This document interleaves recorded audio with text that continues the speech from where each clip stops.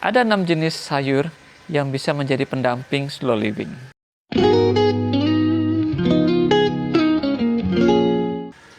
Halo, Gani Deong di sini.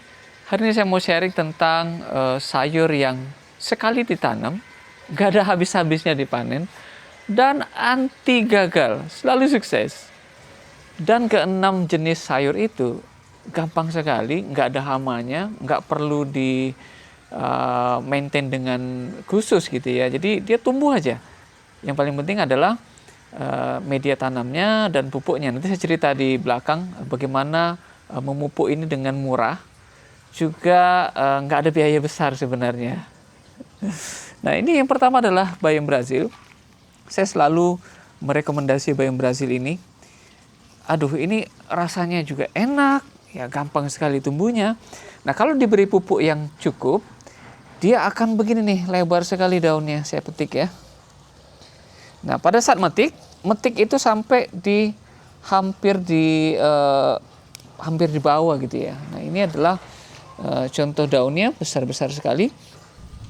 Kalau dia subur, daunnya besar. Kalau dia kurang subur, daunnya kecil tapi ya oke juga, bisa dimakan gitu ya. Nah, pada saat kita petiknya hampir sampai ke tanah gitu ya. Jadi dari tanah tuh seginilah ya, supaya dia tumbuh lagi daun yang lebar-lebar. Kalau kita di pucuknya aja, nanti dia semakin tinggi. Nah, saya selalunya petik yang sampai di bawah gitu ya. Jadi hampir habis. Nah, ini seperti ini. Dan cara tanamnya juga super gampang. Jadi kita tanamnya, ini kita ambilkan atasnya ini ya. Saya kasih contoh dulu. Nah, kita kan biasa ngambil di ujungnya ini. Ya, saya langsung gunting ya. Jadi batangnya juga cukup lembut ya. Jadi nggak ada masalah. Saya potong seperti ini. Nah, ini bisa ditanam nih. Bisa jadi 2 benih. Kita potong di perbatasan daunnya ini, di cabangnya ini ya. Jadi ini ada akar nih. Jadi kita potong aja begini. Ini udah bisa buat tanam lagi. Tancap aja. 99% pasti tumbuh. Nah, ini nggak ada habis-habisnya. Saya panen. Ini ukuran sekitar kurang dari 1 meter kali 1 meter gitu ya. Jadi 1 meter kali 1 meter lah ya. Ini saya udah panen lebih dari puluhan kali lah. Saya nggak pernah hitung ya. Mungkin lebih dari 30 kali ya. Dan nggak ada habis-habisnya. Karena sebesar ini, karena saya cuma berdua juga, pada saat saya panen tuh hanya sebagian kecil gitu ya. Kemudian 3 hari lagi, 4 hari lagi, sebagian sini, ganti-gantian ya. Jadi pada saat saya balik lagi ke sana, yang sana udah besar sekali. Jadi ini adalah sayur nomor 1 pendamping slow living, nggak pakai biaya, gratis, petik selama-lamanya. Nah, ini saya kasih net. Kadang-kadang burung suka matok ya, jadi saya tinggal kasih net seperti ini, jaring, jadi aman, jadi dia bisa besar. Nah, yang kedua, ini dia.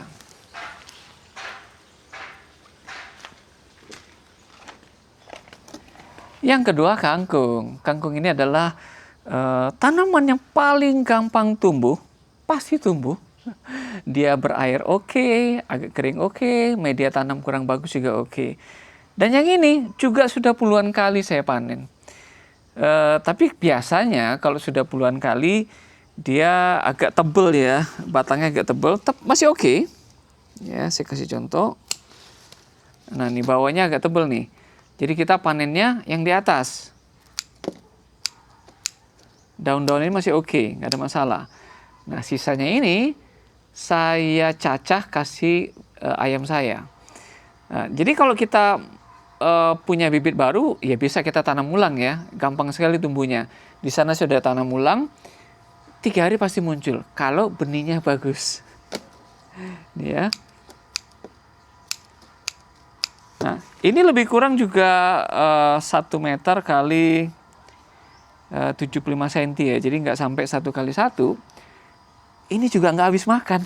Dan gizi dari kangkung ini selalu oke dan super food lah ya. Gampang tumbuh dan nggak perlu dirawat juga. Tinggal kita petik-petik, kemudian kita siram pupuk cair. Nanti saya kasih tahu gimana cara buatnya, gampang banget. Dan yang ketiga, ini dia. Ini juga gampang banget. Ini adalah daun katuk.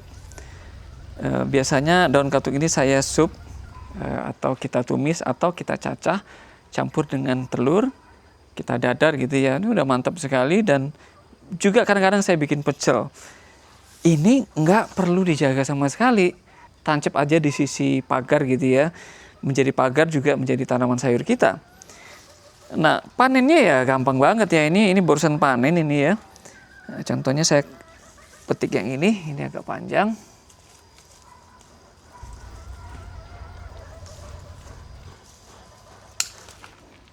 Nah, ini sebenarnya masih muda ya. Jadi kita ya panennya begini aja. Ambil daunnya, ambil. Dan ini tinggal kita remek ya, kita remek-remek nanti pada saat kita cuci supaya dia nggak terlalu keras gitu ya. Dan ini enak sekali. Jadi daun katuk itu wajib kita tanam aja di pinggiran rumah-rumah kita, dan dia tumbuh tanpa dirawat sama sekali. Tapi tetap usahakan kita siram pupuk organik cair ya, supaya dia tetap subur, tetap ngasih daun yang bagus buat kita. Dan yang keempat ini adalah bayam Malabar. Ini dia garing gitu ya daunnya. Kalau digigit itu garing, ada sedikit lendir. Tapi herannya, kalau saya beli di pasar tuh kadang-kadang berlendir ya. Begitu saya tanam sendiri, nggak terlalu berlendir. Jadi begitu dipetik, masak. Mungkin karena fresh ya, jadi dia nggak ada lendirnya. Dan ini enak juga. Ini sudah dipanen belasan kali. Ya, makin dipanen, makin subur dia. Tentu kita kasih pupuk juga ya. Nah, coba Anda lihat sini, dia naik ke atas. Semakin dia ke atas, semakin besar daunnya. Nah, sekarang akhirnya dia jadi tinggi ya, tinggi sekali. Nah, kalau saya petik daunnya seperti ini, saya petik daunnya, dia tumbuh cabang lagi. Nah, ini cabang-cabang ini adalah bekas daunnya. Jadi kalau saya potes begini ya, potong, nanti dia akan tumbuh cabang di situ, di ketiaknya itu. Nah, ini nanti dia akan tumbuh cabang seperti ini. Semakin ke atas, daunnya semakin lebar. Nggak ada habisnya. Tanam satu kali, petik berkali-kali. Dan yang kelima, ini adalah daun kecipir. Ada orang bilang ini kacang koro, bukannya, ini daun kecipir. Kalau koro itu kan buahnya panjang-panjang gitu ya, kayak parang gitu ya. Kalau ini kecipir, ini daunnya juga enak. Tanam sekali, kita nggak berharap buahnya juga. Kadang-kadang buahnya itu jarang ya, agak susah. Tapi daunnya kita petik terus, berkali-kali kita petik. Mungkin dia ada usianya, tapi saya nggak tahu berapa lama, bisa tahunan. Kalau dia sudah mau mati, ya saya tanam lagi gitu ya. Jadi gampang banget tumbuhnya. Dan ini juga tanpa maintenance yang berarti gitu ya. Jadi kita tanam sekali, kemudian udah biarin aja. Saya nggak pernah semprot pestisida, nggak pernah. Kebetulan juga di sini kurang banyak hama. Kalau ada hama, mungkin saya bikin pestisida yang organik dari daun pepaya, dari bawang putih dan macam-macam itu ya. Tapi saya nggak pernah bikin. So far oke, jadi kita nggak perlu pakai pestisida. Mungkin juga karena tanaman saya ini tidak satu jenis. Jadi kalau biasanya satu jenis buahnya jagung aja, timun aja. Nah itu biasanya banyak penyakit ya, banyak hama yang datang. Tapi karena ini dia multi, bahkan ini cuma sekotak-sekotak kecil, kemudian timunnya satu, gambasnya 1-2 pohon, kemudian kecipir. Jadi beragam-ragam. Tidak terlalu mengundang hama-hama yang seragam gitu ya. Jadi hamanya nggak berekspansif, tidak melihat ini sebagai sesuatu yang wow ini ladang emas buat mereka gitu ya. Jadi mereka jarang datang. Mungkin begitu ya. Dan yang ini, yang keenam, ini saya siapkan untuk kledek, ubi jalar. Nah, ubi jalar daunnya juga enak. Jadi kita tanam. Ini saya baru siapkan, tadinya saya tanam di tanah, dia merambat kemana-mana ya, susah sekali mengaturnya itu. Jadi saya akan tanam dia di ember bekas cat, Saya cat hitam biar agak rapi aja. Kemudian nanti saya tanam, dia kan nanti turun gitu ya, daunnya turun. Saya tancap di sini, saya tancap di sini. Jadi dia akan bergantungan supaya gampang dipanen gitu ya. Nah, bonusnya nanti ketika di atas 6 bulan atau 9 bulan gitu ya, baru saya bongkar lagi, mudah-mudahan ada umbinya. Daun keledek ini juga mudah ya, tidak macam-macam ya, tinggal tancap, dia langsung tumbuh. Gitu. Nah, sekarang saya mau cerita supaya anti gagal ya. Karena ada beberapa hal yang perlu kita perhatikan supaya tidak ada gagalnya. Yang pertama tentu benihnya. Saya yakin sekali banyak yang membeli benih dan tidak tumbuh, dan itu bukan salah Anda ya. Kemungkinan besar itu benihnya sudah expired atau sudah rusak. Nah, belilah di toko-toko yang memang laku gitu ya, yang sering menjual, yang bukan karena harganya murah, tapi betul-betul terjamin gitu ya. Karena kalau bicara kangkung, kangkung itu sulit untuk gagal sebenarnya. Kalau benihnya bagus pasti tumbuh. Nah, kalau Anda punya stok benih di rumah yang belum terpakai, pastikan tidak lewat dari 1 tahun. Kalau udah 1 tahun, pasti nggak tumbuh karena udah rusak. Tapi kalau Anda baru beli dan di toko yang cukup baik gitu ya, kalau kangkung saya ada jual, nanti saya kasih link tokonya, tapi untuk yang lain, Anda cari aja yang lain. Karena saya nggak jual semua jenis benih. Nah, jadi benih adalah yang utama. Tapi kalau kita bicara bayam Brazil, kemudian daun katup, kemudian bayam Malabar tadi yang merambat ke atas, itu nggak perlu benih, kita beli aja di pasar, kemudian kita potong batangnya itu kita tancap. Pasti tumbuh, nggak mungkin nggak. Kecuali kalau udah kering ya. Nah, dan mereka juga bandel ya, ditanam di tempat yang agak basah ataupun yang agak kering, yang penting kita jangan sampai terlalu kering, dia pasti tumbuh. Demikian juga dengan ubi jalar atau keledek. Itu juga kita beli aja keledek yang kita mau, kemudian nanti kalau dia bertumbuh tunasnya, potong, kemudian kita tanam. Dan itu pasti akan tumbuh juga. Nah, yang kedua adalah tentang media tanam. Media tanam untuk yang tadi saya sebut itu adalah tanaman-tanaman yang cukup bandel.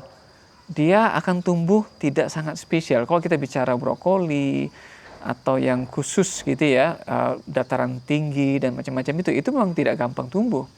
Tapi kalau bicara yang 6 tadi, itu harusnya tumbuh ya, tumbuh dengan cepat dan tidak ada masalah dengan itu. Nah, yang ketiga, barulah kita bicara pupuk. Yang namanya tumbuhan, tetap dia butuh makan. Kalau tanahnya tak bergizi, ya dia nggak akan bisa berdaun dengan baik. Nggak bisa tumbuh, nggak bisa berbuah gitu ya. Nah, jadi kita perlu memberi pupuk secara rutin. Dan saya nggak pernah pakai pupuk kimia, semuanya adalah organik. Karena saya nggak mau merusak tanah, dan ini juga hasil kan saya makan sendiri. Kalaupun dia tidak sesubur yang di pasar, nggak ada masalah. Tapi dia organik dan itu sehat buat saya. Kali ini saya mau sharing bagaimana cara membuat pupuk yang murah, yang sebenarnya nggak pakai biaya.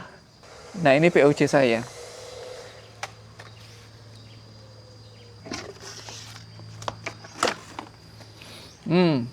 Bau ya, bau karena sampah. Tapi dia ada sedikit bau-bau tape gitu ya, karena terfermentasi.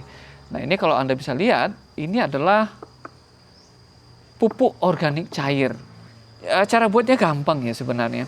Di awalnya itu kita masukkan semua sampah organik, ya daun kering, rumput juga boleh, ya kayak rumput-rumput begini, ya masukin aja nggak ada masalah. Jadi prinsipnya begini. Ketika daun, batang, kulit buah pisang, dan segala macam itu, apa saja boleh, yang penting dia organik gitu ya. Dia akan terdekompos, dia akan terurai. Nah, ketika terurai menjadi partikel-partikel yang sangat kecil, itulah yang bisa disedot oleh akar tanaman. Jadi sebenarnya kita sedang menguraikan kembali menjadi partikel-partikel kecil gitu ya, yang bisa dimakan oleh tanaman. Nah, supaya cepat, kalau dibiarkan pakai air biasa saja dia akan lama sekali ya. Jadi supaya cepat, kita boleh tambahkan air beras. Setiap kali saya masak nasi, itu air berasnya saya tuang ke sini. Jadi tiap hari gitu ya. Air beras itu kalau dibiarkan lama dia akan terfermentasi. Nah, terfermentasi itu bakteri-bakteri baiknya akan berkembang semakin cepat, sehingga dia akan mengurai daun-daun ini semakin cepat. Ya, jadi busuk begitu ya. Ini kelihatannya jijik. Nah, ini ada jeruk yang nggak pakai, rusak, saya cemplungin ke sini, daun pisang, saya biarin aja. Dan semakin lama dia semakin bagus gitu ya, karena dia semakin banyak yang terurai. Dan ini sekali dibuat, ya terus-terusan kita pakai. Kalau satu saat hanya tinggal serat saja, ya kita buang, kita bikin ulang. Tapi ini sudah lebih dari 4 bulan, 5 bulan mungkin, nggak pernah saya ganti. Jadi kalaupun ada kekurangan, saya tambahin lagi potongan-potongan daun. Kalau saya lagi mangkas-mangkas daun, kemudian kulit pisang, dan itu bagus sekali ya, karena kulit pisang itu banyak sekali potasiumnya dan bagus. Nah, setelah itu saya tinggal cedok, kemudian saya tampung di ember, ya, supaya serat-seratnya semua, sisa-sisa yang masih belum terurai itu nggak ikut masuk ya dalam siraman air saya. Saya taruh di ember, kira-kira 2 gayung ini untuk 1 ember sebesar ini. Ya, campurannya bebas, nggak ada masalah. Jangan khawatir. Kemudian saya kocor aja, saya kocor itu saya siram-siram. Nah, itu saya lakukan seminggu sekali, sehingga tanaman saya itu dapat makannya itu rutin dan dia menjadi segar. Jadi semenjak saya pakai POC ini, tanaman saya memberikan hasil yang luar biasa bagus. Nah, ini contoh dari kangkung lagi. Kangkung yang saya tanam di pinggiran ini, ya, di pinggiran pagar. Juga di bawahnya. Ini saya tanam banyak karena saya ingin ayam-ayam saya juga makan kangkung yang banyak. Jadi nggak perlu beli pakan yang banyak ya. Nah, ini juga ada bayam Brazil lagi. Ini biasanya sore-sore saya petik 1-2 gitu ya, untuk pakan ayam saya. Hasil petikan tadi saya kasih ayam aja, karena sedikit sekali.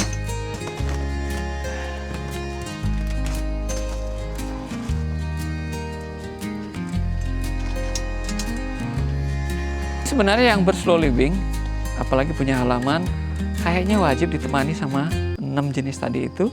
Ditambah 1 lagi mungkin daun kelor ya. Daun kelor itu juga bagus khasiatnya, juga gampang tumbuh. Dan sebentar lagi saya akan juga tanam daun kelor. Jadi kalau kita punya tanaman yang nggak habis-habis dipanen, itu kan enak ya. Tanamnya sekali, dipanen berkali-kali, dan bergizi pula, organik pula. Dan itu juga menghemat biaya. Kedepan juga saya akan masuk ke ikan ya. Saya akan coba beli tong. Saya juga mau coba ikan gurame. Ikan gurame itu katanya tidak perlu gelembung, tidak perlu arus air. Dia di air tenang gitu ya. Sehingga cost-nya atau cara piaranya juga tidak susah. Sehingga saya mau coba. Kita terus belajar, terus memperbaiki diri supaya kualitas hidup kita semakin baik. Terima kasih sudah menonton, sampai ketemu dengan video lainnya.